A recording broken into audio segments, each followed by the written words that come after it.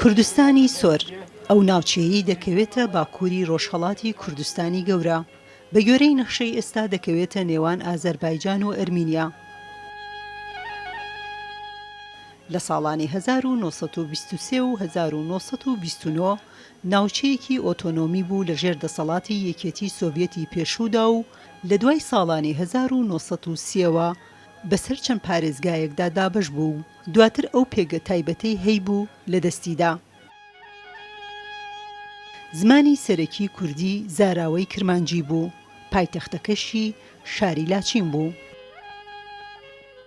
پروتۆکۆڵە مەدا هەبوو وەکی ئەس بێژم مە دیرۆکە ئەوەی نویسی بوو وەکی چا 21 ساڵی حتانە 29 ساڵی ئەوەی دەرێ ئۆتۆنۆمیا کوردای بێ ژێرە گوتنە کوردستانە سوور و پاشی هەلدانە ناسیۆنالیستی ئازیری ئەودانە هەلدانێ نۆ ئەم هاتنە ئەوەی دیۆنە خوای دەدەنە داسەکناندنی و ئەم ئەو دکن مافی گەلی خوای دکن وی دەری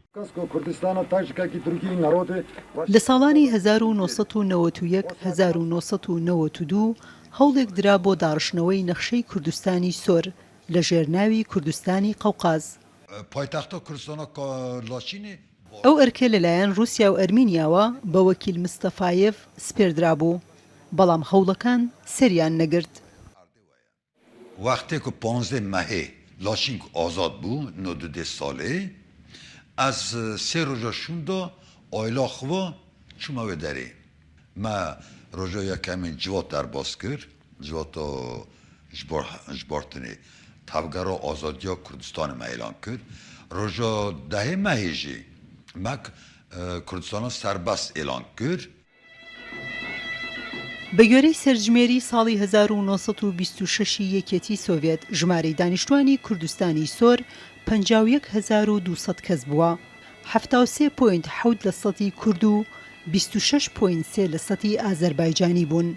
دوای ئەو سەرژمێریە سەرژمێریەکی دیکە لە چوارچێوەی کوردستانی سۆردا نەکراوە.